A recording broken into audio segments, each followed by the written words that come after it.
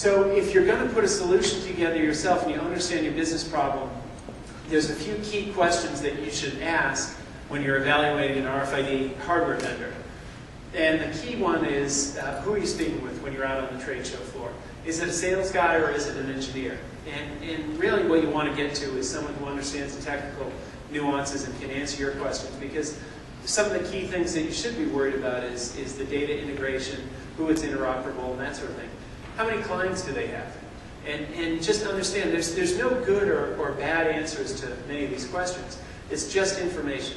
And it's information that you need to use if you really want to be on the cutting edge. And I mentioned this really intriguing new company called Mojix. You want to be the first one to deploy them. You know, that's great. Just understand what you're getting into. There's not a lot of history, and you might have to work with these guys and see what happens. What kind of technology are they selling out there? You know, there's a lot of ads for everything from high-frequency tags to ultra-high frequency to non-standard space things. So there's some proprietary things that provide excellent results. We work with a company called Magellan that has a high-frequency based solution that's not based on any global standard. It's proprietary. So, excuse me, you have to look at your business case. This is a closed-loop environment. Can we use something proprietary? And these things are important to know.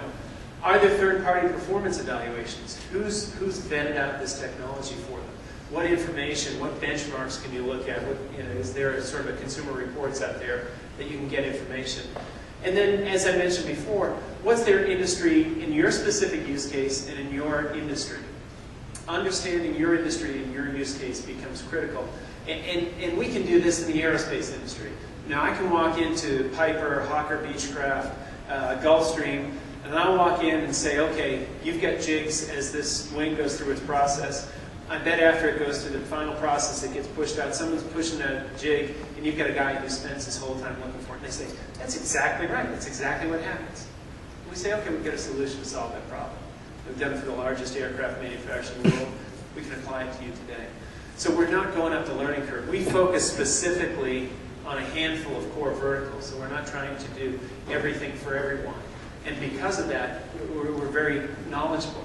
There are a lot of vendors out there who are very specific, for instance, to the retail environment or the casino environment. There's people who have these specialties. You should take time to find people out who are specific to your industry. So again, the hardware vendors, do they have paying clients? Do they have integration experience? Do they install themselves and use partners?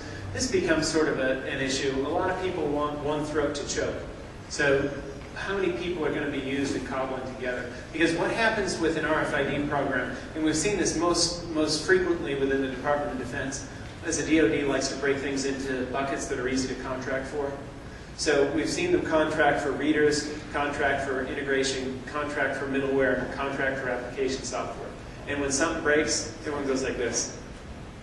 Right? So it becomes very challenging, because what can happen is you can configure a reader. You can get 100% read rates if you've got a very good configuration, you understand the physics. Someone can put on a middleware application now that you've installed that hardware, and that middleware application can change the reader back to its default settings. And now maybe you're getting 80, 75% read rates from 100%. So there are those things that you have to keep in mind. And again, we talked a little bit about the filtering of the data and that sort of thing. So again, specific to tag vendors and RFID tag vendors, what a tag costs in lots of under 10,000. A lot of people are doing pilots for the very first time. So they're going to be buying these quantities. And you might see someone advertising 5-cent tag. Right? Sure, you get a 5-cent tag, but they're talking about quantities of 25 million. So if you're doing a pilot, understand the number of items you're going to be tagging and then ask for questions around that. And stick them for an answer. You know, a lot of people say, oh, well, you know, we'll have to sit down, we'll have to talk about it, but you should be able to get an answer out of folks. Middleware, same type of thing as the tags and the readers. They should have greater than 50 vendors, 50 projects out there, and someone who's similar to what you're trying to do. Middleware is very specific. There's not much today, and again, Kevin's going to go into great detail about this, that's off the shelf. Most middleware vendors at best are about 80% solutions. However, if they've done things in your industry, they might be close to 90 or 95%, where they've got the workflows, they understand the 4 or 5 key processes, and they can basically bolt on the solution. So that's kind of critical. The other thing that's really important that people lose track of in middleware vendors is, do they support multiple devices and have they actually deployed them? One of the toughest things in middleware is writing APIs to keep track of new readers that come out.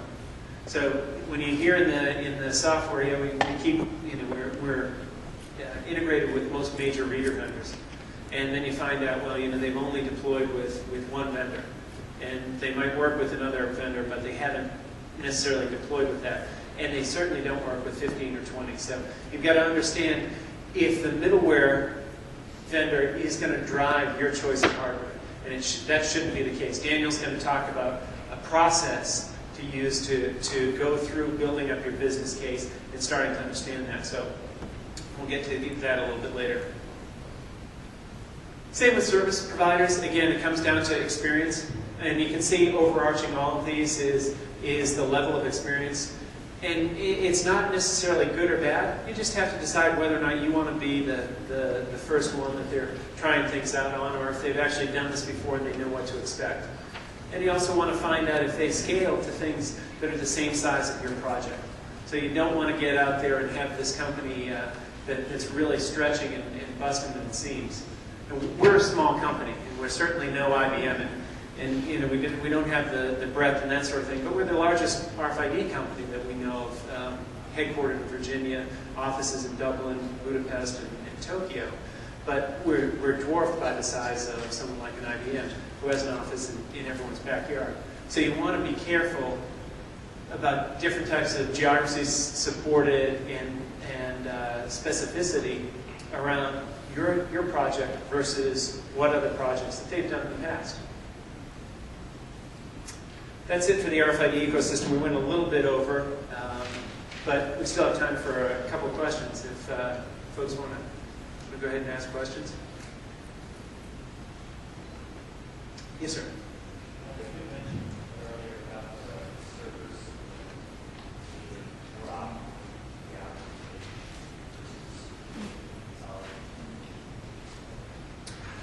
Well, what the point I was making was an RFID reader is basically a server. It's got usually a couple processors in it, and it's processing information. Oftentimes, you can deploy an RFID system without a middleware server if you've got intelligence on the reader.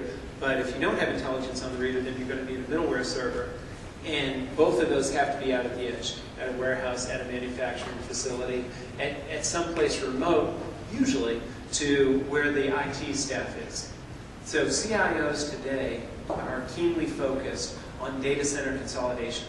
So they want to take servers from dispersed areas, put them in one place, and then implement the same thing over in their disaster recovery facility. And they want to consolidate it so they've got all that redundant power or bandwidth. They've got all the smart people for maintenance. What's that? Yeah, and that's what most people are doing. So RFID is counter to that because you're putting servers out on the edge of the network. You're putting RFID readers, and you're usually putting middleware servers to support them. So what you have to think about when you're designing the system is if you're going to have something way out here in Nome, Alaska, that's a server, how are you going to support that? What kind of system are you going to put in place if it breaks? What kind of process? Because you're likely to have minimum wage dock workers and not high-paid, highly skilled IT staff.